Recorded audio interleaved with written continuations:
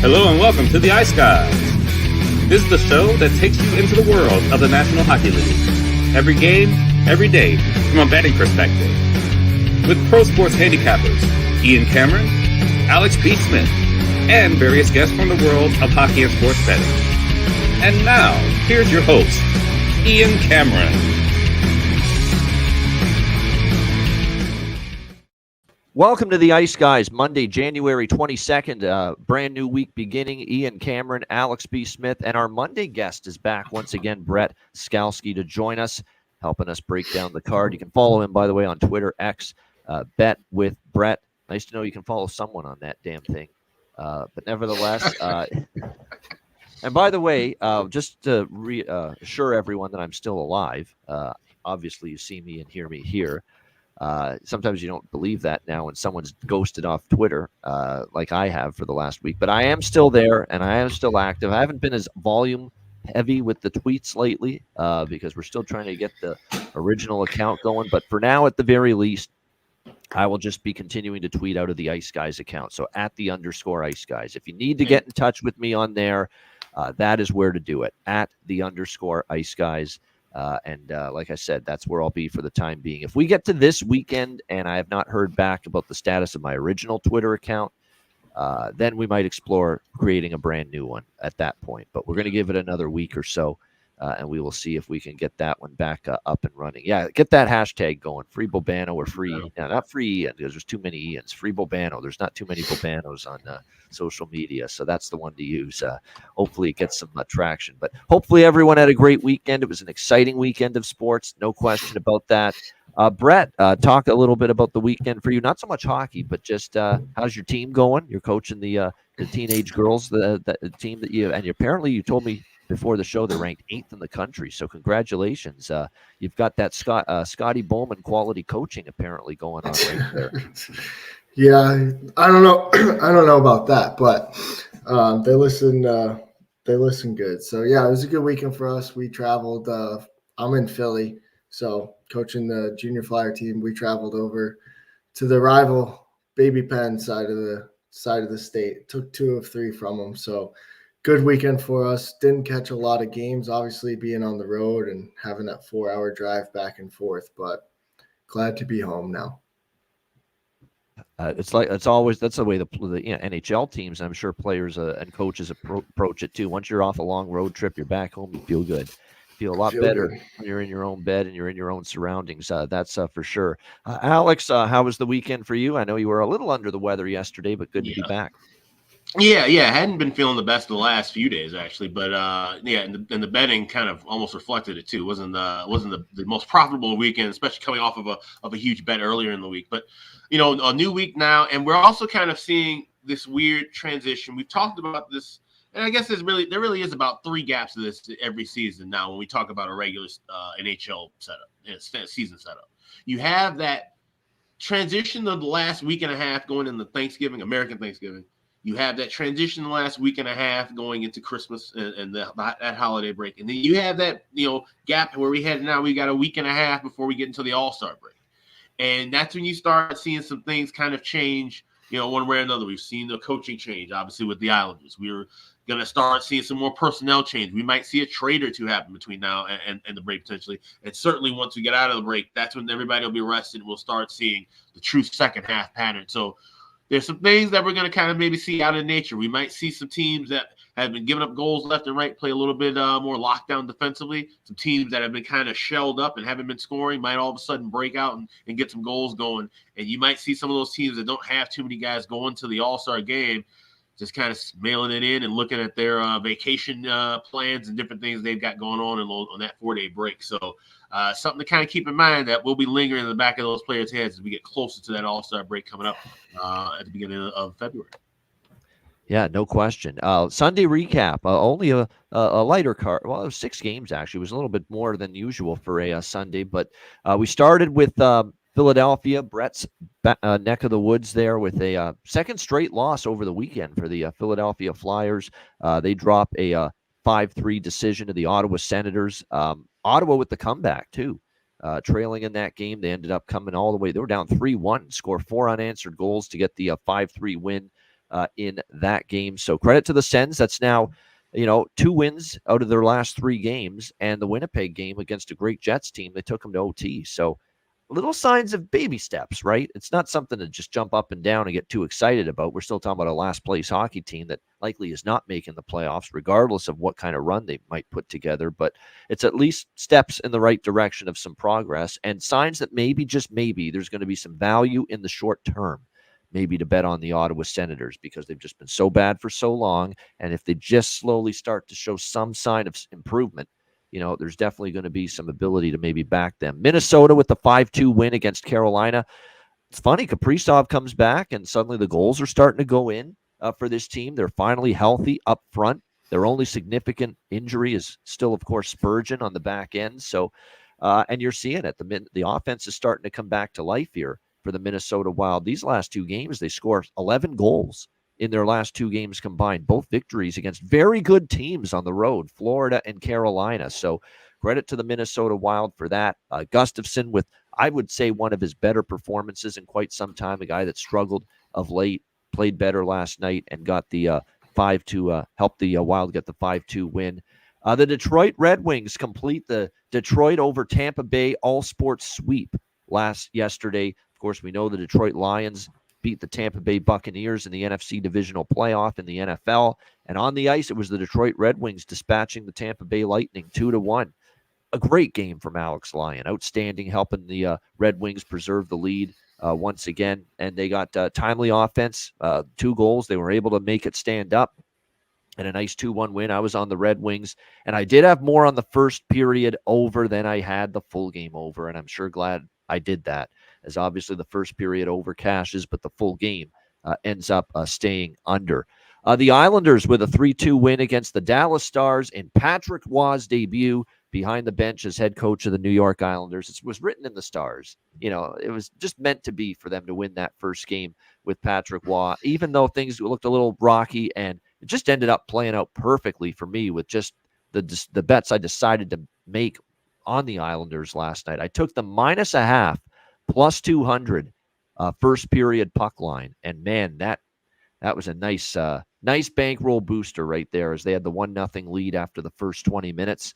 And then, of course, they fall behind 2-1. Dallas gets a couple of goals, and then the Islanders tie it in the third, and they get the overtime winner courtesy of Bo Horvat, and the Islanders get the 3-2 win in overtime. But we also had a piece of the draw as well. The only thing that didn't hit was the over for me in that game. But other than that, it was everything else. The Islanders puck line in the first period, Islanders money line full game, and of course, the draw, another Tylander draw. Hey, some things never change. New coach, still an overtime machine. The New York Islanders, as yet another Islander game goes past regulation in that victory over Dallas. What I noticed, obviously I made a point to watch this game very closely. I wanted to see how the Islanders played with Patrick Roy. They still have room to improve. I mean, let's be real. Dallas did have 42 shots. I thought in the first period, the Islanders, that was their best period. They played with great energy. I thought Dallas played better and better as the game went on. A pretty good game for Dallas, considering, it was a back-to-back for them on the road. So the Islanders still have room for improvement under Patrick Roy, but I'm sure it will come in the fact that, they didn't play a great game by any stretch of the imagination, but they were opportunistic and they found a way to win, is probably a positive still for this Islanders team moving forward.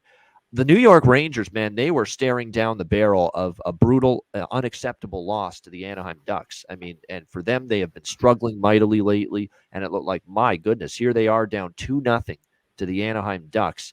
But they rescued it. They got back and they came out storming in the third period. You could tell it's like, we cannot keep this skid cannot continue. We can't lose to this Anaheim Ducks team that just lost Saturday against San Jose. They turned it up a notch or two in the third period, and it was enough for the New York Rangers to come back, erase a 2-1 deficit, 4 goals unanswered, and they beat the Anaheim Ducks 5-2 last night. A much-needed, calm the waters type of win for the New York Rangers, who obviously haven't been playing their best hockey as of late. So much needed for them. And then the last game of the night, Toronto and Seattle, 3-1 Leafs. It was a very solid road effort. They didn't give up much, less than 20 shots on goal by the Seattle Kraken. Again, it was one of the better defensive efforts from the Leafs of late. And more importantly, it was one of the best efforts of late for Ilya Samsonov in net. He was very good. He didn't face a ton of shots, but man, he faced a lot of danger, a lot of high quality chances, the ones that he did face, and he had to make a couple of phenomenal saves for the Toronto Maple Leafs in that game. And it's really good to see. We know everyone, especially since the pandemic, people have really gone through mental health struggles and just, there's just so much stress in their lives and worry. And when things aren't going your way personally or professionally, you get down and you get depressed. And, that's, I think, what happened with Ilya Samsonov. And to see him get that win, and he had a great post-game interview after the game on the Leaf broadcast. And then to see Brad Treliving during that interview in the background, you just saw him walking by. But before he walked by, he moved toward Samsonov, who was getting interviewed, and he gave him like a little pat on either the backside or the back, something. He gave him like a way to go, buddy, type of pat on the back type of deal. That was great. And I'm sure he definitely appreciates it. That's your general manager there. When this goalie has gone through some serious tough times lately, giving him a little pat on the back saying, job well done. So very, very good to see that for Samsonov, because we know he's been through the hell and back really the last couple of months. To see him find his game last night and lead the Leafs to a big road win, because look, there's a big difference between 2-2 and 1-3 on that 4-game road trip. If they lose last night, they go 1-3 on that road trip through Edmonton, Calgary, Vancouver, and Seattle. But they won last night 2-2 instead. That's a big difference for sure. Alex, your thoughts on Sunday? Yeah, well, we start with that Dallas and Islanders game. I wasn't on the show yesterday. I didn't get to kind of chime in and talk about the Patrick Waugh signing. When yes, I first heard thoughts on Waugh too. Exactly. I laughed out loud like for a good solid 90 seconds because one, we always talk about this whole recycling of coaches in the NHL, and we talk about the bargain bin all the time on this program. Well, clearly the Isles were kind of digging in the bargain bin and go, oh, here we go, we found Patrick Waugh. Now, once I kind of took a step back and really looked at this for what it is, all right, as far as an interim signing, this isn't the worst thing in the world. One, we're all talking about the Islanders now, and we're not talking about how bad they are. So from a PR move, you've already spun that. Now you got a fiery coach in Waugh who, if nothing else, the guys are going to listen to him. How long they listen to him, how long that his voice carries in that locker room, we will see. But he's got everybody's attention right now. And we always talk about how the new coach bump, it's been strong this year. It's been strong historically. We already saw that win, and that's a good, gritty Islanders kind of game last night. And that's the thing. They get back to being themselves. Not that Waugh's going to just turn this team around and all of a sudden they look like the 95 Devils or the 01 Avalanche that he played on. It's just a matter of getting them back into the groove that they're supposed to be in. And so far, 60 minutes, 60-plus minutes to his tenure, we're seeing that. But we got to wonder and see, okay, he's preaching defense first, apparently. Is he going to really hold to that? And even when he did try to be a defensive coach in Colorado, it didn't really work out too well. It's kind of ironic that the goaltender he had in Colorado is the goaltender who's on injured reserve, and Semyon Varlamov. You wonder if he's going to kind of run Sorokin into the ground, because obviously guys who are at that high level, when they look at certain players who played in that same position, you kind of wonder how their relationship's going to be. And Sorokin's the cornerstone of the Isles. When the Isles are playing well, it's because Sorokin's playing well. When he's struggling, they struggle. So he's got to be really careful and delicate with that guy. And at the same time, it's probably a good thing to have a Patrick Waugh around in the room with a guy like Sorokin.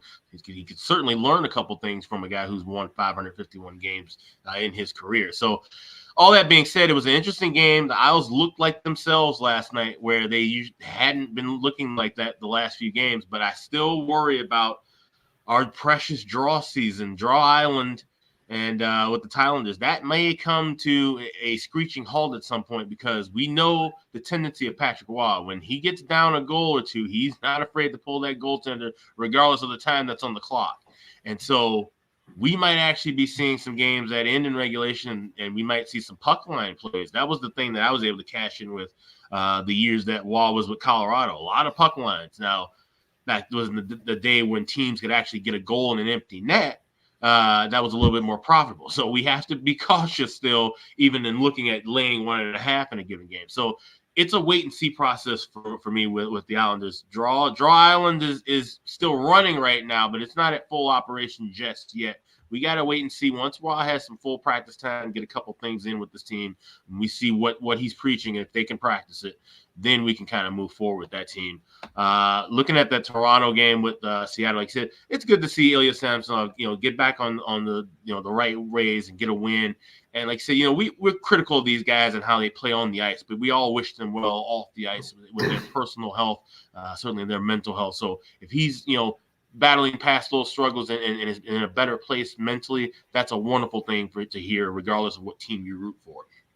So that's a close game, and like I said, a win they needed too, because you don't want to, go on any road trip and be down 3 out of 4 against some quality teams too. Seattle played their asses off as well. No knocking them losing another game in regulation. This was a pretty tough stretch that they had after winning a bunch of games. And then the Minnesota Wild get Kirill Kaprizov back, who finally is woken up. Maybe he's fully healthy and ready to play again. He got the hat trick, and that's the kind of offense they've been dearly missing from number 97 here in St. Paul. So if he can get things rocking and rolling, that could kind of, maybe get this team back into a rhythm where we can find something good to bet on them, because we were thinking, here we are, let's go bet some unders with the Wild. Can't do that because now they're starting to score again and the goaltending's still shaky. So maybe we can start finding their team totals. Maybe they can get back into a first period over kind of a groove if they can find some offense, but that's all going to start with Kirill Kaprizov. Yeah, exactly. And that's been a nice weekend for Minnesota, really out of nowhere, because I'll be honest, I didn't see them going 2-0 in Florida and Carolina this weekend. That was solid. That was good. That was very impressive from Minnesota. Now, they've got a lot of work to do if they even want to entertain getting back into the wild card mix, but definitely that was good to see from them. No question. A great weekend for the Minnesota Wild. And obviously with a win, every win for the Leafs lately seems to calm the waters about a potential coaching change involving Sheldon Keefe. And I bring that up because I believe a certain Alex B. Smith recently on this show said something about, because we were a week or so ago, things were really starting to heat up, that things were starting to spiral for Toronto. Is a change inevitable? And he actually made the hint that of all coaches he could see replacing Keefe if it were to happen, he mentioned his old Chicago Blackhawks head coach, Joel Quenneville, Coach Q. Well, now I see the other day on YouTube, Alex is not alone in that sentiment. Of all people, our good friend of the show, who was just on with us a couple of weeks ago, Jay Rosehill, was on his Leaf show I think yesterday or a couple days ago, and he said he would love to see Joel Quenneville in Toronto. Son of a gun. So obviously that sentiment is out there that if, and I mean if, a coaching change were to happen in Toronto, that maybe Quenneville's a fit for this Leafs team. So interesting. That's now a couple people thinking that. Yeah, I mean, and makes total sense. His coaching style fits Toronto perfectly. He was able to deal with some pretty heavy egos, not necessarily vocally or in the grand scheme of things in sports, but some big egos in that locker room with the Chicago Blackhawks. Okay, you got a lot of superstar power in that room that he had to juggle and manage, and he did that very, very well. And you need somebody who can do that in Toronto. You have to be able to handle Mitch Marner, handle Austin Matthews, handle William Nylander in a certain way. He can do that. He's going to preach defense. No matter what, I don't care all the offensive talent the Hawks had, but if you weren't playing defense, your ass was on the bench or you were in Rockford. Okay, so he's not going to take any of this half-ass shit on defense any given night against any team. He's going to instill some work ethic that's been missing from that Leafs locker room for a very, very long time. And then when you add into that, he has offensive creativity. Now, the thing that's predicated is he's got to leave Mike Kitchen in the kitchen. He can't bring him along. Otherwise, that's going to start screwing up things offensively. He's got to get somebody that's We've seen Mike Kitchen in Toronto already, like 2-3 decades ago. Right. Yeah, with Burns. Yeah, Burns had Mike Kitchen as an assistant. That's how long Mike Kitchen has been around. Yeah. And that's probably the same kind of offense he would be trying to run too. Like he's very one-dimensional. I think he's a bum as far as an assistant coach. I could go on, but that's another story. My point is Quenneville's a good fit for the Leafs. It's something that should definitely be explored. There we go. And, that's now we'll see. But, again, that is just speculation. That's just who we think would be a good fit if they make a change. And there's no inclination as of yet that they will be making a change. All right, let's get to Monday's card. We'll begin with Winnipeg and Boston. We've got the Bruins minus 135, home favorites, 5.5 the total in this game. You could argue this is the game of the night right here in the NHL, no question. Two obviously very good teams, two teams playing well right now. For the Bruins, there was that little hiccup earlier in the month of January, especially with that road trip, didn't go well. They only went 1-3. They lost to the good teams on that road trip: Colorado, Arizona, Vegas. All those games though went beyond regulation. So they went 1-3 on that road trip, but they could have went 4-0. With just a little one play here, one play there. So they had a rough road trip, but they come back home to TD Garden following that trip, and they're 3-0 on this homestand, beating the Devils, the Avalanche, and then a beatdown of epic proportions against Montreal, 9-4 on Saturday night over the Canadiens. So we will see if the Bruins can continue to build on it. This has been a nice homestand for them. They're 15-3-3 at home this year. But man, it's not going to be easy against this Winnipeg team. They are playing outstanding hockey themselves, 9-1 their last 10. You want to go back to the last 22 games for Winnipeg? How's this for a record? 18-2-2. For the Winnipeg Jets in their last 22 hockey games. 18 wins. They've only lost twice in regulation in their last 22 games. 2 regulation losses in their last 22 games. That's it for this Winnipeg Jets team. I got to be honest, I'm leaning to the dog here, Winnipeg. And look, with Boston, I get it. They've had a nice homestand, but let's peel back the layers of this win streak. You got a Jets team that is lousy without Jack Hughes, and they beat them to start the homestand. You got a Colorado team that's not a big-time team this year on the road, even with that win against Philly to bounce back from the Boston loss, but inconsistent, I guess is what you can say about Colorado on the road. And then Montreal, can't compare them to a team like Winnipeg. So this is going to be much taller order for Winnipeg. Now, for Boston, rather. The concern for me with Winnipeg would be, A, they don't win in Boston. Okay, Boston has really done a nice job here at TD Garden. Over the years against the Jets. I think they've won 3 in a row. The last time Winnipeg won in Boston was 2019 before the pandemic. But Winnipeg dominated Boston earlier this year in Winnipeg, 5-1 win back in December. Another thing that would concern me a little bit for the Jets, they're already without Scheifele. You can survive it because Kyle Connor's come back, and you've still been able to win without Scheifele here these last few games. But now Gabe Vilardi's a game-time decision, and that's another key cog offensively you might be without here for this game tonight. It looks like it's going to be a game-time call on Vilardi's status here for the Winnipeg Jets tonight. But for me, this is dog and draw split. Jets and draw. I think both. I think the Jets are live in this prime. I'm always interested in a team that's won 18 of their last 22 hockey games, and you're getting them plus 115 here, playing as well as they are. Hellebuck's in net, which is a good thing. We like to see that. Swayman for Boston. For the Bruins, who lately has been much better. He had a little bump in the road earlier this year, but Swayman has been better lately. Should be a great game. Like I said, this is more of I like taking a plus 115 price like this with a Winnipeg team playing this well. And yes, Boston's at a nice homestand, but again, Jersey without Hughes, not a team that's playing well right now.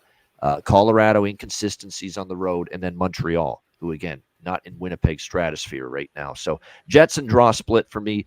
Alex, what do you think here? Winnipeg, Boston.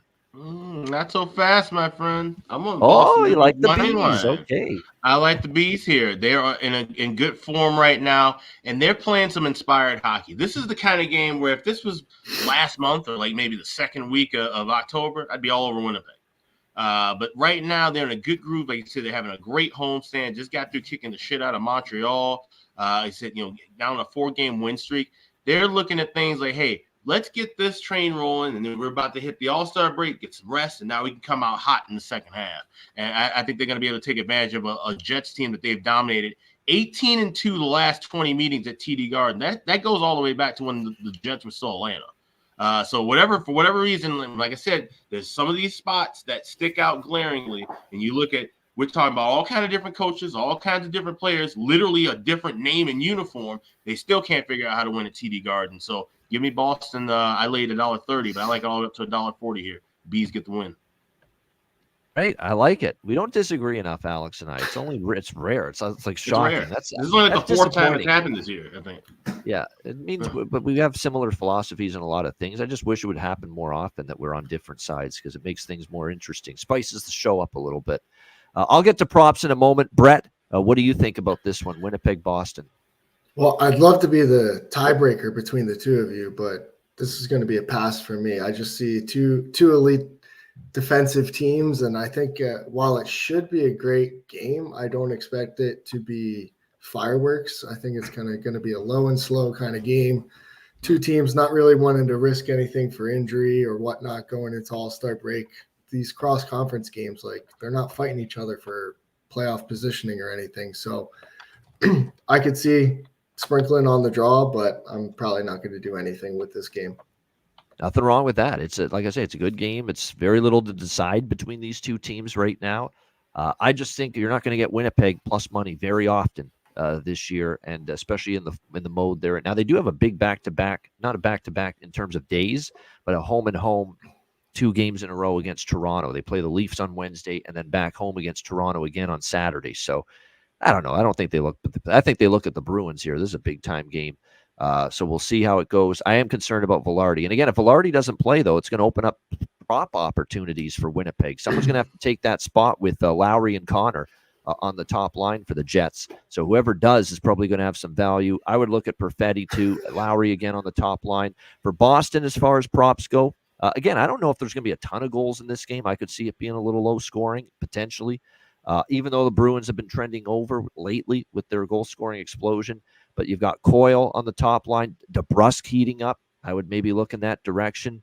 Matt Poitras, it looks like, is going to be in tonight as well for the Boston Bruins. Danton Heinen had a hat trick the other night against Montreal. We'll see if he can repeat that. But keep in mind, he's only on the fourth line for them. That's also something I looked at, too, with Winnipeg here and taking them. It's that, a team that comes off a 9-goal game like that and just blows out their opponent, sometimes they're ripe for the picking the next game, and it's hard to duplicate that. When you have that kind of impressive beatdown and 9 goals, sometimes regression hits you like a stone the very next game. So we'll see if that happens to Boston tonight or if they can avoid it. All right, we've got Vegas and New Jersey next game.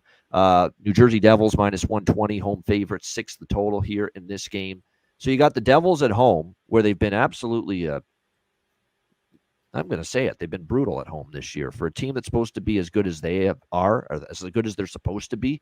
They're 9-13 now on home ice this year, the New Jersey Devils. Just not at all what you want to see with that record. And I'm keeping track of this New Jersey Devils team and their record without Jack Hughes in the lineup.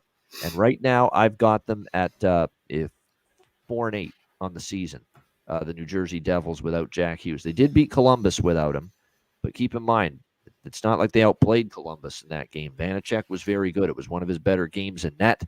They come back home against Dallas the next night, and we were all over Dallas. I think everyone in the chat, many of our viewers and listeners, myself, of course, everybody on Dallas Saturday against New Jersey. We love that spot for the Stars. And I think definitely when you see the way it's set up and New Jersey struggles at home as well, it was perfect for Dallas off the bad game against Philadelphia, and the Dallas Stars got the job done. As far as the this game goes, though, I'm going to take the Vegas Golden Knights here at even money in this game. This is just, to me, I don't like what I'm seeing from the New Jersey Devils at all. I know there's definitely going to be some level of, wanting to show up here tonight after getting drilled 6-2 at home by the Dallas Stars. But, the fact remains, this team has now lost 3 in a row at home. Dallas, Montreal, Vancouver have all come in here to New Jersey and beat this team. They've had losses this year at home to the likes of San Jose, Anaheim. I mean, it's just been they have not played well at home. The Jack Hughes injury, as we've seen, has really hurt this team offensively. They clearly have struggled more to score goals. Their defense and their goaltending continues to be inconsistent.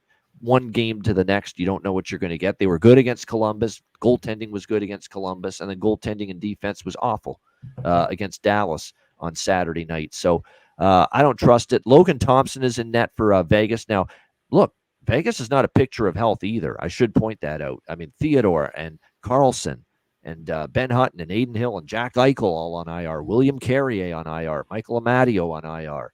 But the players that they have got on the ice right now have played well for them. They've won 3 in a row, entering tonight, beating Nashville, the Rangers, and the Penguins, all at home. We'll see if they can translate that on the road. Their road record's not great either, so I shouldn't be biased here. Yes, New Jersey's home record's been rough, but Vegas's road record hasn't been great either. They're just 9-13 away from home this year, but I'm still going to take them here, plus 100. I am just that much very negative toward what I am seeing right now from this Devils team, particularly a Devils team without Hughes, who again have that 4-8 albatross around their neck as far as their record without him in the lineup. What do you think here in this one, Alex? Vegas, New Jersey. Yeah, so this is a draw season candidate for sure. You got two teams cross conference. Vegas is kind of trying to fight to stay in the thick of things in the Pacific. New Jersey kind of floating in that wild card middle of metro pace. Both teams banged up. You look at the history. Both these teams' last 2 meetings have played 3-2 in overtime, 4-3 in overtime. This game just screams draw to me. It could be a low and slow kind of a game. We don't see much pace from Vegas early in a contest anyway. And like I said, New Jersey without Heishier and Hughes, this team just the offense just kind of dries up. So you could sprinkle a little correct score 2-2 on this, or maybe even a 1-1, but definitely would be going with the draw. Yeah, I'm going to probably look at the draw too now that I see the head-to-heads. Yeah, we've seen consecutive overtime games with these two teams, so I'll probably do Vegas and draw. I'm on Winnipeg and draw in the first game. I'll probably do Vegas and draw in this game. Thompson confirmed in net for Vegas, Logan Thompson. Vanacek expected for New Jersey. That's not confirmed yet. And still Jack Hughes, Colin Miller, Andre Palat, Dougie Hamilton, Tomas Nosek, and Jonas Siegenthaler, and Brendan Smith as well, who's a good physical. They could use a good physical defenseman right now who's actually going to defend in his own end. And Brendan Smith, he's got his flaws in other areas, but that's one area that New Jersey needs some help right now, defending. So they actually miss Brendan Smith, I think, right now as a depth defenseman at this point in time. And that's a great stat from Rich H. I knew it was bad as far as their goal differential without Jack Hughes, but there you go. In last 7 games without Jack Hughes, 11 goals for, 22 goals against for the New Jersey Devils. It's a -11. That's not what you want to see without him. And I'll tell you what, he's certainly bolstering his case for MVP and the Hart Trophy with what we're seeing out of this Devils team without him. What do you think here in this one, Brett? Vegas, New Jersey. Yeah, so earlier this morning I took Vegas, but for all the reasons you kind of said with Winnipeg, actually, like as the season rolls on and they start to get some bodies back, you're not going to see them at plus money for much longer for the rest of the season. So I hopped in on them, but I like everything you guys also said about the draw, so I'll probably sprinkle on that too. Right. I agree with that. The draw now is of interest there for sure with that that Golden Knights Devils game. As far as props in this one, I mean, obviously with the Devils, that's another thing too. It's the defensive struggles, but again, they've not been scoring nearly as much either without Jack Hughes. Like I said, 11 goals in the last 7 games without him. But if I were to look at someone tonight as far as props go, I would, it's the same two. It's McLeod, Mercer, Bratt, Heishier, and Meyer. Meyer, has not been. He just hasn't clicked from day one since he's been with this New Jersey team. For Vegas, Nicholas Waugh is on the top line with Marchessault and Barbashev. I think that's great value. Nicholas Waugh has played well since he's been up there. Dorofeyev, Stevenson, Stone. Dorofeyev in particular and Stevenson have some good value. And maybe don't sleep on this kid now that he got his first goal. He's on the 3rd line. Brendan Brisson for the Vegas Golden Knights. It was a very nice goal he scored against Pittsburgh, too. The game winner. How about that? Your first NHL goal, and it's a game winner for Brendan Brisson on Saturday night for the Vegas Golden Knights against Pittsburgh. So maybe you ride the wave with him now that gets his first goal and maybe can add to it here in this one against the New Jersey Devils. All right, Florida Panthers and Nashville Predators. Florida, -125 road favorites, 6 the total here in this matchup. The Predators, of course, a team that you look at their last few games, up and down they continue to be. They return home off a mini 3-game road trip through Vegas, LA, and Arizona. They go 1-2 in those games. They've finished that road trip after the 2-1 win against LA, the biggest bet of the season for Alex B. Smith on Thursday night with the Nashville win against LA. He follows up. I think he actually took Arizona on the show Saturday against Nashville, and noting that Yep. Connor Ingram is facing his old team in that game, and Connor Ingram was the difference in that game. He played very well, and Arizona gets a 3-2 victory at home against Nashville. Predators now return home for this game against the Florida Panthers. Barkov remains out for the Panthers. Nick Cousins on IR, everyone's favorite rat, in the NHL right now, he remains out. So it's fitting that he's a rat and he plays for the Florida Panthers, by the way, Nick Cousins. Just saying with that. But Anthony Stolarz, how about that? Going in net tonight for the Florida Panthers. And this is not a back-to-back either. Florida does not play on Tuesday night. So this is a decision by Paul Maurice, give Sergei Bobrovsky a little rest right now. And because, to be honest, it's looked like Sergei Bobrovsky needs a little reset. Last few games on that homestand were not great for him after a really extended run of good, solid play. So Paul Maurice saying, let's give Bob a rest, goalie Bob, and let's give Anthony Stolarz a shot here in net for the Panthers here in this game against Nashville. Stolarz is feast or famine. It's just very, very difficult to pin down when he's going to play well and when he's not, because we've seen some great performances from him. He's actually played well. Against St. Louis, he played outstanding in a win. He played very well against Montreal. But the last time we saw him in a start, it was Martin Luther King Day a week ago today. And against Anaheim, he gives up 5 goals, and the Ducks beat the Panthers in that game. So you never know what you're going to get. But I think when you look at this matchup here with Florida, I'm going to trust in them today because they've been road warriors. They showed it on their last road trip against very good competition, Vegas, Colorado. Don't forget about that road trip. I know that homestand didn't go the way the Panthers wanted, and it was disappointing. You have a road trip as good as they had, and you come back home, you go 1-4, and you lose the last 4 of those home games: Devils, Ducks, Red Wings, Wild. 2 of those were in overtime, though, so easily could have won. And if you look at the actual flow of play, they outshot the Devils and lost. They outshot the Ducks and lost. They outshot the Red Wings and lost. They outshot the Wild and lost. So kind of bad luck, unfortunately, for the Panthers. And puck didn't go in for them as much as it should have. Puck went in for the opponent probably more than it should have. And that was the difference in those 4 games, because they outplayed the opponent in those 4 games, but they lost all last 4 games of that homestand. So I remember cashing tickets with Vegas and Colorado a few weeks ago on the road. I haven't forgotten, and I know what they're capable of away from home. Their road record's been good. 14-7-1 road record this year for the Florida Panthers. You get Nashville off the road trip here, which is always a little bit of a dubious spot. So for me, Florida Panthers -125 in this game. There we go. Let's get that Florida Panthers back on track in the win column tonight. I would actually think this might be a draw candidate as well. I wouldn't talk anyone out of a draw look either in this game. I could see that possibly being the case. Florida, 3 of their last 5 games have gone past regulation, so they've played a lot of tight games lately. So maybe a small draw sprinkle for me, in addition to looking at the Panthers here as short road favorites. Alex, what do you think here, Florida, Nashville? Okay, wait. So that's the Panther sound. What's the Predator sound, though? It's the same damn sound, isn't it not? I think it pretty much, yeah. Yeah. There we go. Yeah. Right. It's I kind of thought, yeah. Versus this game.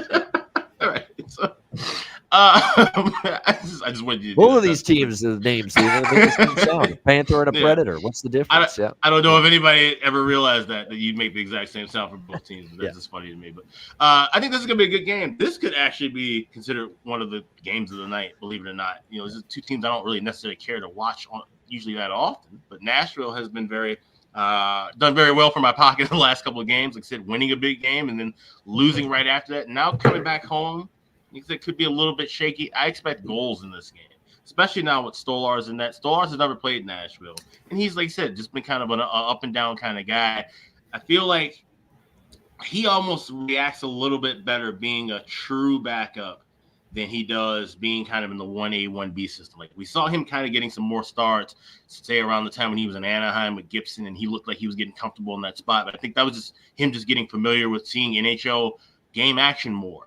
Now it seems like he's not necessarily that guy that you can give just a ton of work to and go alternate. I don't see Maurice going Bob and Stolarz alternating 6 games in a row necessarily. So that being said, we could just see some spottiness from him because he's just a traditional backup goalie. So I like the first period over here. actually really love the first period over here. This is cash 6 of the last meetings, 9 and 3 the last 12 meetings, but 6 in a row. You've also got full game over at 6. I grabbed that minus $1.10 earlier. And I'm on the draw. We're looking at Florida. It's a team that always plays games close. 3 of their last 5 games going past regulation. So give me first period over, full game over, and the draw. All right, so first period over, full game over, an over double up here in Florida, Nashville for Alex, and the draw here in that. Yeah, I mean, the first period over, good find there, 6-0. The last 6 meetings head-to-head have gone over in the first period, so I might jump on that a little bit too, the first period and full game over. That feels like in case Stolarz does not, if Stolarz of the Anaheim game shows up from last Monday, it probably will go over in the first period and full game. He was good before that, though, in 2 starts, but he was not good the last time we saw him start, which was that Anaheim game. So that's what you get with the backup goalie. You know, you're going to get a lot of which night is he on his game, which night is he not on his game. You know, unfortunately, that's sometimes what you get.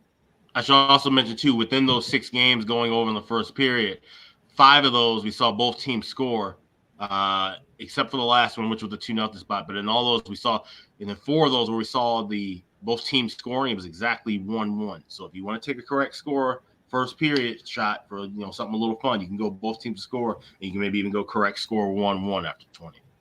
Yeah, no doubt. So that's another thing to consider. A lot of these first period overs, each team has found the back of the net in the opening 20 minutes. So the both teams to score it plus money might be worth a look. Nashville's on a 5-game streak to the first period under here, says Chris Otta, that's why we have his charts at the ready there. So we can keep an eye on that. So it's basically one of those deals where Nashville's gone 5-0 to the under in the first period, their last 5 games. Does that override the head-to-head 6-0 to the over, or vice versa? Only you can make that determination individually, which one you value as the stronger of the two. And the reason I don't let that kind of scare me off of it a little bit is because of the spot of Nashville coming back home off of a road trip and the spot of Florida starting their backup. So those 2 things, for me personally, along with the history trend, override the current trend with Nashville. Yeah, definitely. I get it why you're looking at that. For that reason, why you're looking at overs here tonight. All right, what do you think here, Brett, of Florida, Nashville? I'm with both you guys, actually. I like a lot of goals in this game. I jumped on Florida early.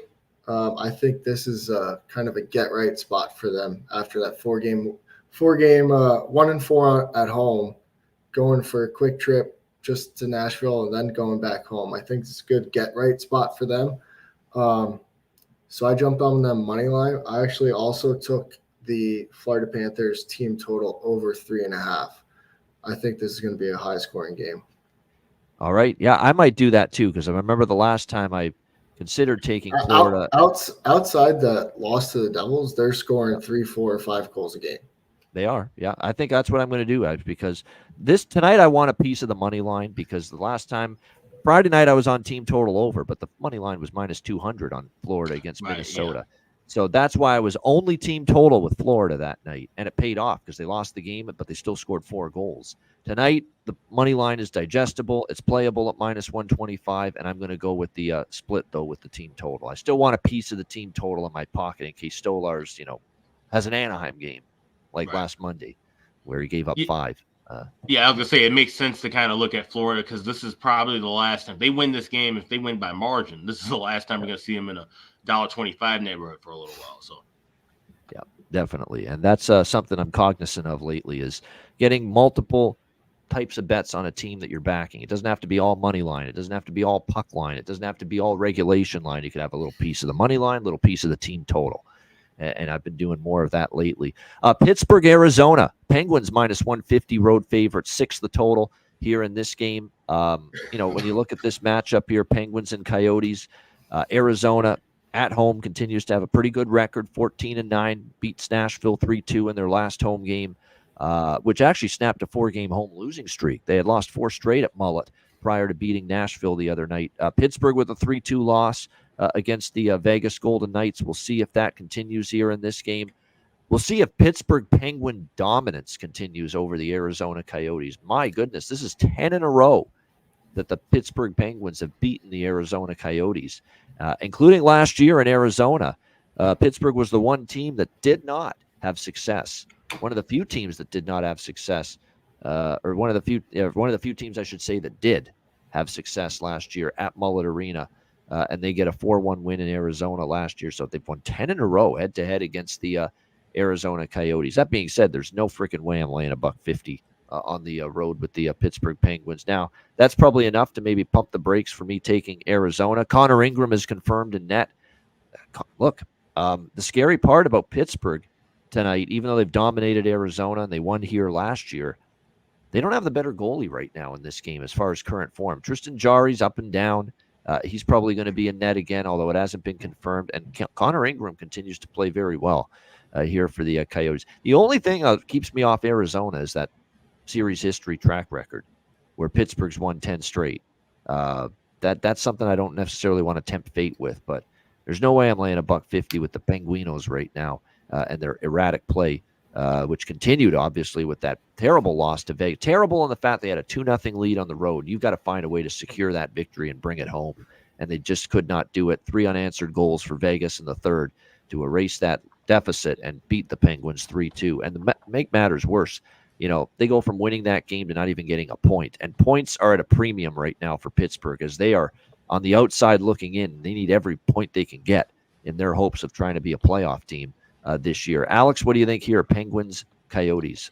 Yeah, I mean, when you look at this history, it's pretty one-sided. And once again, like I said, when you have these spots, especially cross-conference, they play each other twice a year, but for whatever reason, Pittsburgh has Arizona's number. Tristan Jarry, he's not nearly as good current form against or compared to Connor Ingram, but his numbers against Arizona, 6-0 with a 1.81 goals against, a 9.25 save percentage, and a shutout.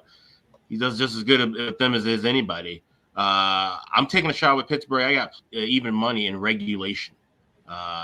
Just looking at the history, there's only been 2 of those last 10 wins to go past regulation. So I think Pittsburgh gets this done. And like I said, Arizona, they're kind of just, they're weebling and wobbling for me right now. Like, yes, they did beat Nashville, but that was a spot where I figured Nashville would kind of, deflate a little bit after that LA win, especially with how tight they played against LA. So now here they are kind of, it's, I would say basically borderline same competition. If you split it from an East and West perspective, Arizona is kind of the Pittsburgh of the West. It's like, they could make that push to being a playoff team, but then all of a sudden they kind of take a few steps back. They're not built the same way, but as far as just where they slide in the grand scheme of all things. So that being said, I like Pittsburgh to win in regulation. I got it at even money. Pittsburgh in regulation, even money. Certainly if you're going to bet Pittsburgh, do that. Bet regulation -1 team total. I wouldn't want to lay $1.50. That's for sure. What do you think here, Brett? Pittsburgh, Arizona. I agree that this is a game that Pittsburgh needs to win, but at -150, I'm probably not going to do anything with it until I see how the game starts. Maybe try and grab something in game. I think it's just too veteran of a lineup to drop this game to the Coyotes if they want any chance of making the playoffs. So hopefully Arizona starts quick and we can get a better price on the money line for Pittsburgh. I want to point out something too. I'll just quickly go back one moment to the Florida-Nashville game as far as props. Nyquist for Nashville, yes, we've talked about him a lot, but Florida, I talked about Kulmint Luostarinen and Anton Lundell playing on the top line. Wouldn't you fucking know it? They both scored on Friday night against Minnesota. Okay, so don't sleep on those 2 guys. Those are good prop value picks right now. Both of those guys look to be on the top line again. As of right now, there's no change. They're both with Reinhart, Luostarinen and Lundell on the top line for Florida tonight. So definitely I think there's still great prop opportunity there with them. And as far as props in this Pittsburgh-Arizona game, Clayton Keller's been a man possessed lately. You're not getting the prices, obviously, that you do with others, but 6 goals, 4 assists, 10 points in the last 7 games. Absolute heater right now for the Arizona Coyotes. Michelli, our old friend who cooled off significant, or not Michelli, Carcone scored the other night as well against or Saturday afternoon against Nashville. You've got Zucker, Kerfoot, Krause. Nick Bukestad's up to the top line with Michelli and Keller, so there's probably a little value there. For the Pittsburgh Penguins, they're players that have been contributing quite a bit lately. It goes without saying, Sid Crosby, 4 goals, 2 assists, 6 points. for Pittsburgh. Riley Smith, by the way, remains out of the lineup for the Penguins tonight. You got Gensel, Crosby, Raquel. You got Drew O'Connor on the second line. There could be someone that has some opportunity and some value here tonight. Reminds me of Girgensson for Buffalo. He moved up to the second line, and he did score, and it was a huge price. You get Drew O'Connor tonight, it looks like, on the second line for Pittsburgh, so could be a little value there. All right, Chicago and Vancouver. We've got the Canucks minus 440. Huge home favorites, obviously. 6 the total in this game. The work ethic and the effort level out of this Chicago team, since with all the injuries, is a credit and a testament to Luke Richardson, man. It really is. To see what they have somehow and how they battle in this team, even with the losses, even with the absence of offense lately, has been impressive. I mean, you look at this stretch going back to January 7th when they beat Calgary 4-3 at home. They lose 3 in a row, but look at these losses. Edmonton 2-1 at home with a great Oilers team that's now won 13 in a row.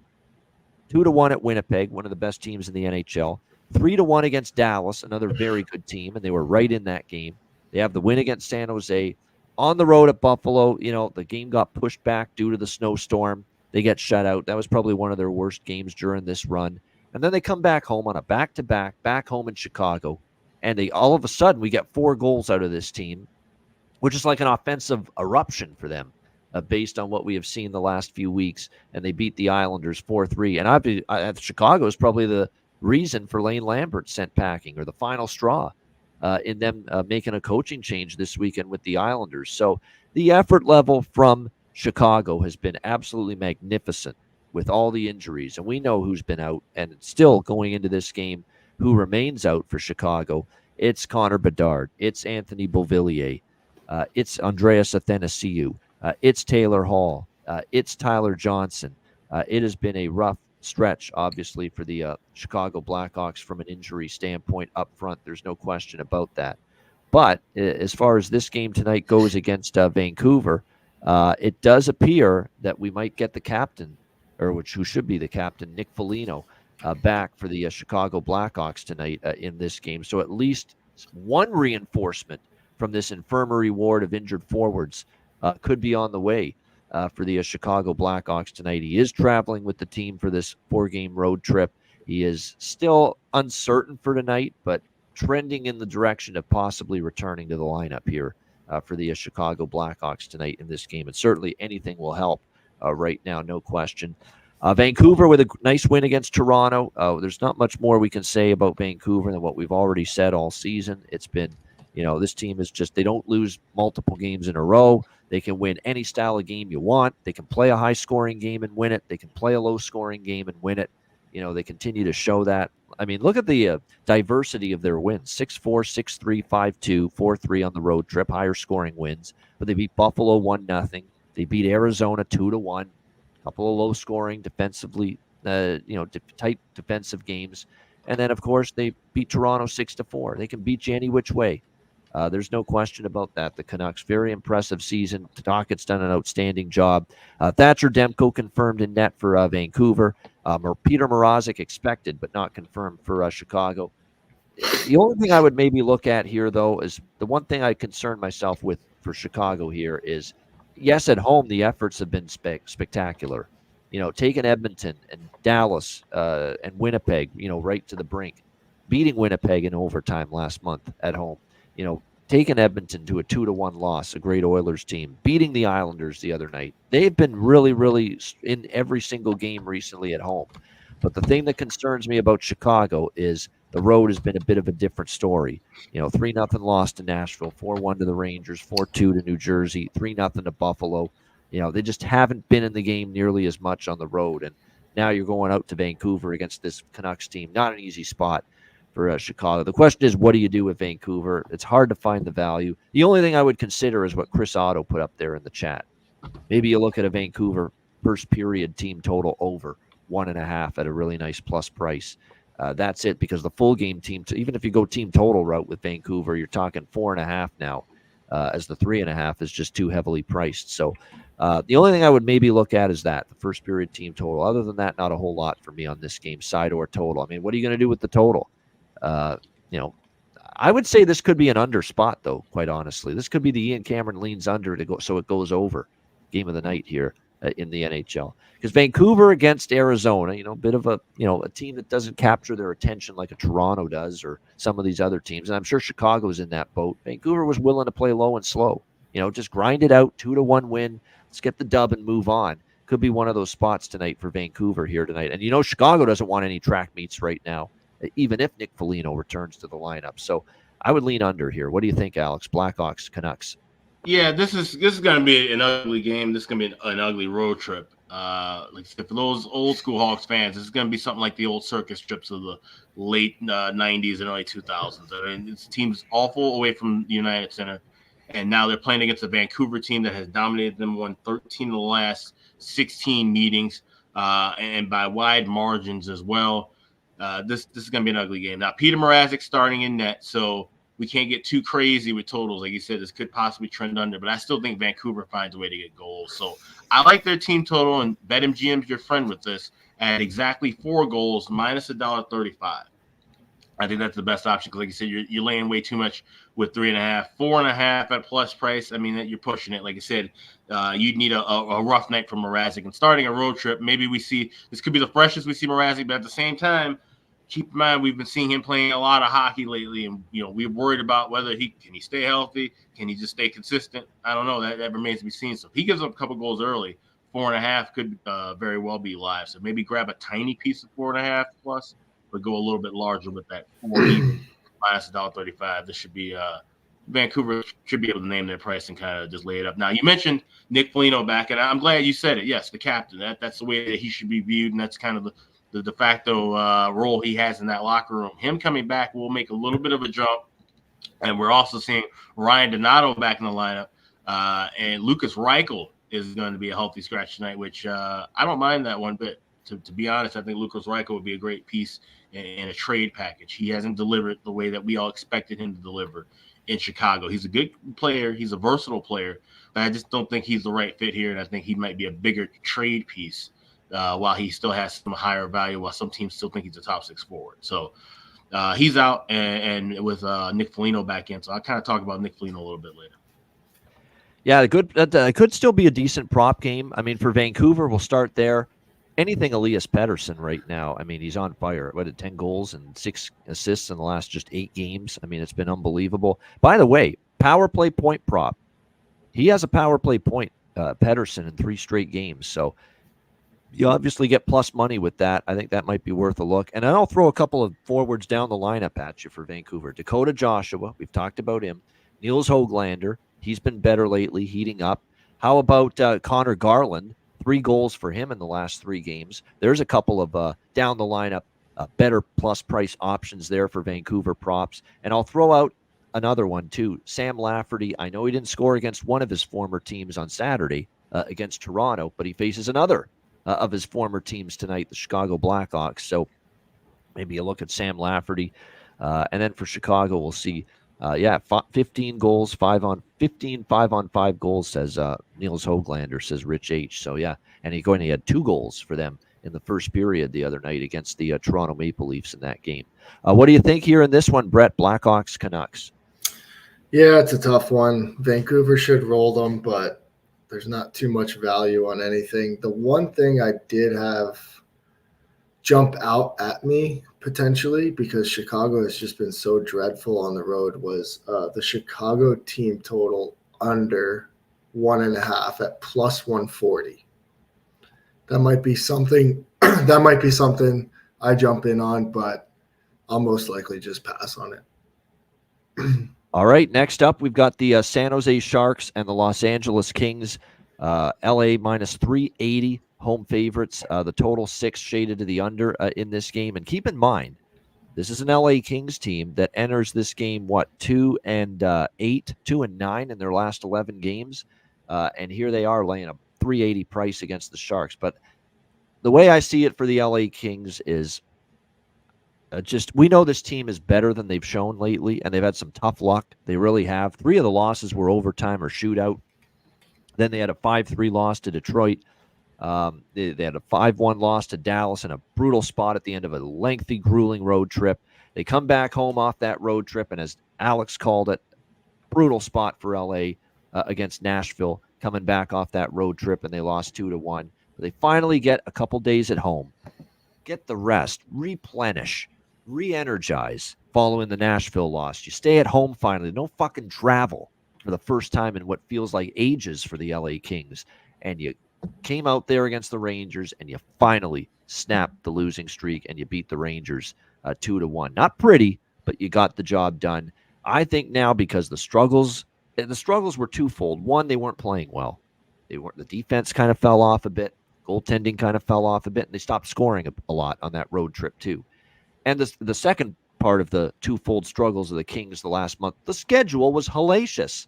It's one of the most brutal schedules I have seen a team put through, what the LA Kings were put through. That long road trip, the brutal situation where they only have a day off after the road trip, 3 and 4 nights coming back home to play Nashville. Alex was right on there as far as looking at Nashville. And now you finally give this team a chance to replenish, recharge the batteries, stay at home, no travel between the Nashville and the Rangers game. And sure enough, it was one of the better games the Kings have played in quite some time.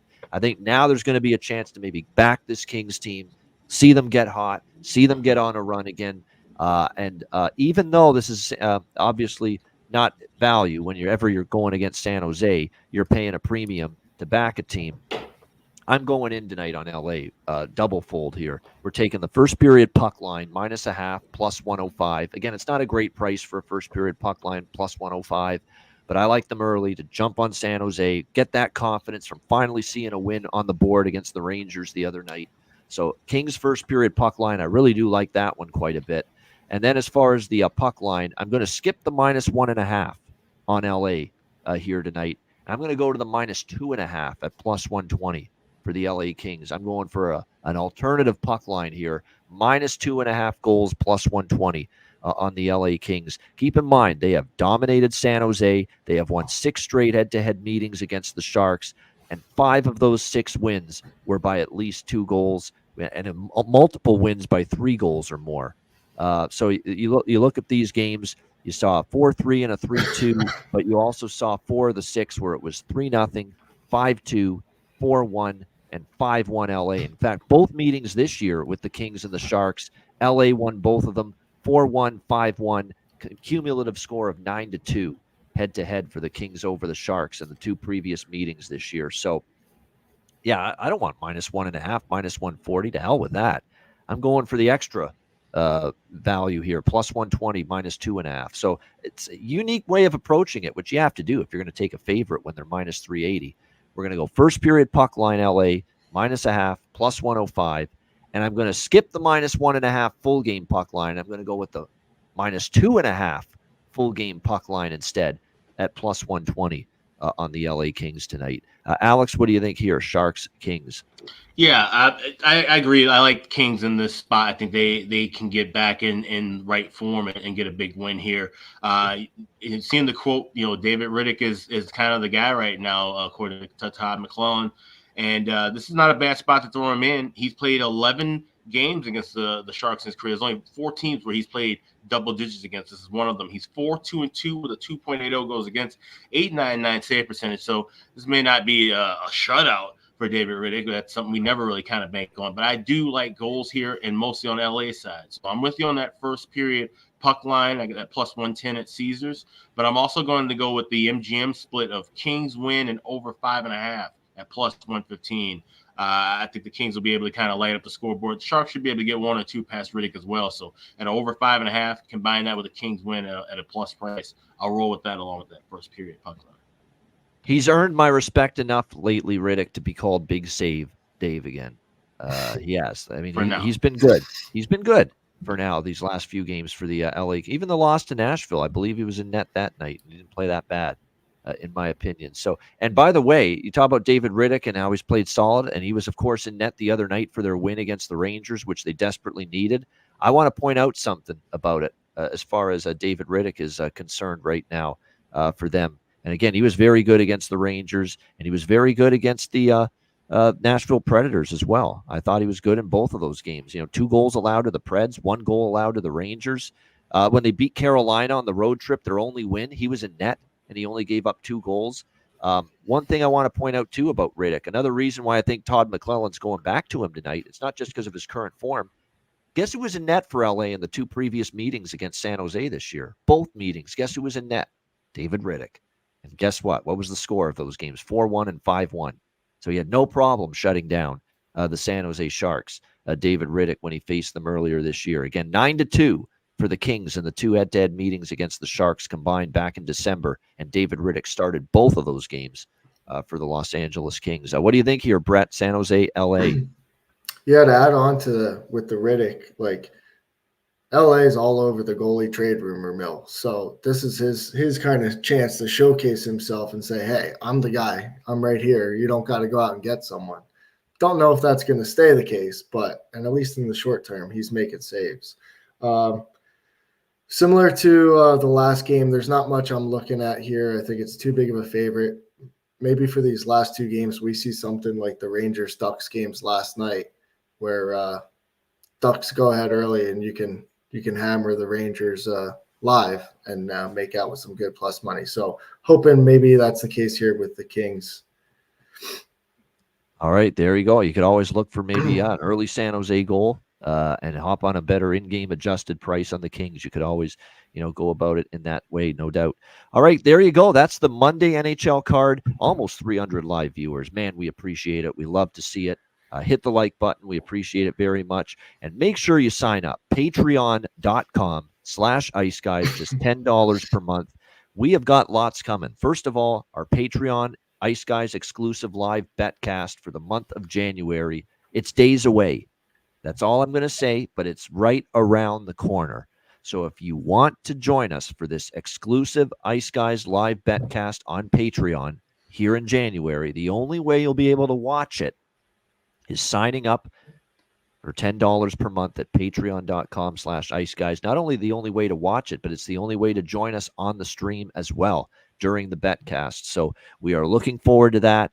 Our January 1st Patreon exclusive Ice Guys live betcast. So make sure you sign up. It is just days away, that live betcast, and we will announce it the day of the betcast, the morning of. We will post the YouTube link for that betcast on the Patreon page, and that is exactly how you will know that the betcast will be that night. So that's around the corner. Of course, our daily sides, totals, and player props posted on the Patreon page, goalie charts, totals charts, and more. And we will be recording some bonus videos and bonus content over the All-Star break, and we will be starting to roll that out for our Patreon members as well. Just bonus features, bonus topical discussions that Alex and I will be doing for the Patreon members. So we are very much looking forward to giving you a lot more in the exclusive content department for all our valued Patreon members and subscribers. And all of it just for $10 per month. And your $10 per month contribution as members to patreon.com/IceGuys will help this show continue for the long term. So patreon.com/IceGuys, just $10 per month. Make sure you sign up. And again, we're just days away from our first Patreon exclusive Ice Guys live betcast coming your way before the end of January. And also don't forget about the Ice Guys store. Get yourself some great merch and gear, including the hoodie that you see Alex wearing right now, the draw season. There it is, iceguys.myspreadshop.com. Yeah, absolutely. Got to check it out. We got all the draw season merch, all of our classic Ice Guys merch too. And some things we will be phasing out after the All-Star break, especially with the limited edition shop, which of course that link is always pinned, and that will be pinned again on over at _Ice Guys, which is Ian's account temporarily. So we will have that up there as well. But check that as long as the main Ice Guys store, which is iceguys.myspreadshop.com. We've got everything you need there, the hoodies, the hats, everything's in stock right now. So that's iceguys.myspreadshop.com. All right, there we go. Good stuff. All right, it is time for, it's good stuff too, bargain bin special of the night. It's been good stuff most of this season for first season on the show where we've had this segment. Alex, we'll start with you. Bargain bin special. What did you find? Yeah, so, that LA San Jose game is probably not going to be one to watch, the whole time. But there's something interesting that I will be looking for here, and that's Drew Doughty to get a goal. I think he's going to be one of the guys that can step up. We're expecting goals galore from LA. He got a goal the other night in that game against Nashville at plus 430. I'm going to take a shot with him. That's over at FanDuel, by the way. So plus 430, anytime goal here with Drew Doughty for the LA Kings. He's always kind of given the Sharks fits in his career. I think he can get one in the net tonight. All right. How about that? Drew Doughty, the old vet, who's still got a lot of game left in his tank right now for the LA Kings. Plus 430, upwards of that price for Drew Doughty to score a goal tonight. Alex B. Smith with his bargain bin special tonight. Brett, did you find anything bargain bin worthy tonight? Sure did. I actually had two things I found. I like Anton Lundell for the Florida Panthers, plus 420. But the one I'm going to bet on is Sam Bennett over 1.5 points at plus 400. With Florida on the road, I think we're going to see a lot of goals from them. I heard somewhere it's Florida's dad's trip too.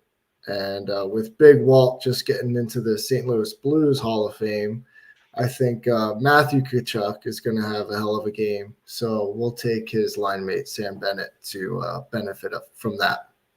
All right, so that's Sam Bennett over 1.5 points in that game for the Florida Panthers. Sam Bennett over 1.5. Sam Reinhart, I should say, over one. Did you say Bennett or Reinhart? Sam Bennett.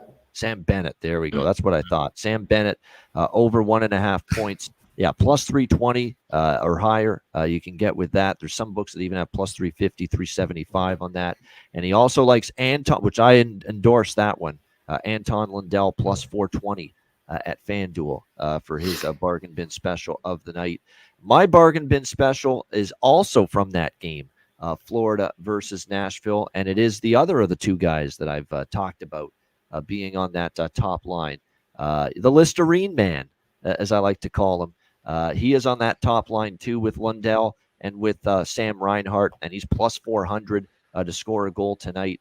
E2 Cool Mint Lusterinen, the Listerine man for the Florida Panthers, who, by the way, did score a goal up on that top line the other night against the Minnesota Wild. So we like that as far as a player prop value. Top line player, plus 400 price, and he scored in Florida's previous game against Minnesota. So there we go. E2 Cool Mint Lusterinen for the Florida Panthers, plus 400 for my bargain bin special of the night. All right, best bet Monday slate. Alex, what do you like for best bet? Well, going to that game, Nashville and Florida, we got to go with that first period over 1.5, minus 125 available at Caesars and a couple of other shops. 6 in a row in the head-to-head meetings. We've seen goals galore. We've seen 9 in 3 the last 12 meetings. And like I said, I know Nashville's been trending to the under in the first period, but when you got this team possibly being a bit sluggish coming home off the road trip, combine that with Anthony Stolarz, who's been a bit schizophrenic in net for the Cats, we're going to go with that first period over Florida, Nashville, minus $1.25. That's my best bet. All right, Florida, Nashville, over 1.5 first period for best bet for Alex B. Smith. Brett Skalski, great job. He'll be on every Monday with us. Brett, what do you like for best bet? My best bet's going to be Vegas money line with New Jersey struggling to score without Jack Hughes. Logan Thompson is rocking an over 940 save percentage in his last 5 games. I think Vegas finds a way to get this done. Vegas money line. All right, there it is, Vegas. Money line plus 100, right around even money. Vegas Golden Knights, best bet for Brett Skalski in this one. My best bet for this Monday card, I'm going to go with those underdog Winnipeg Jets, man, plus 115. I love this price. We're talking about an 18-2-2 squad in their last 22 games. Boston's had a nice homestand. Boston's capable. We saw Boston roll Colorado, pretty good team, but Colorado inconsistency on the road. The New Jersey win was without Hughes, and we've documented the record without Jack Hughes for New Jersey. It's not good. Hint, it's not good.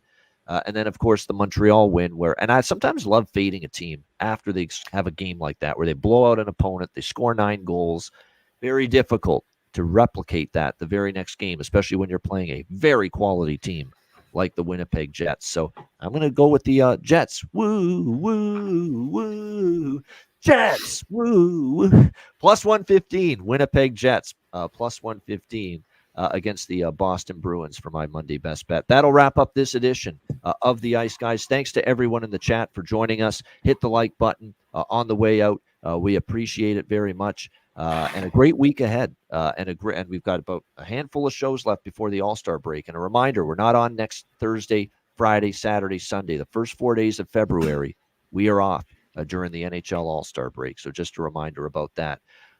And also a reminder that the Ice Guys is live 7 days a week, Monday to Friday, 2 p.m. Eastern, Saturday and Sunday, noon Eastern. If you can't watch the show live, download the Ice Guys podcast in audio form on all major podcast platforms. For Alex B. Smith and Brett Skalski, I'm Ian Cameron. Have a great Monday night. Enjoy the games and good luck. We will talk to you again tomorrow on Tuesday for another edition of the Ice Guys.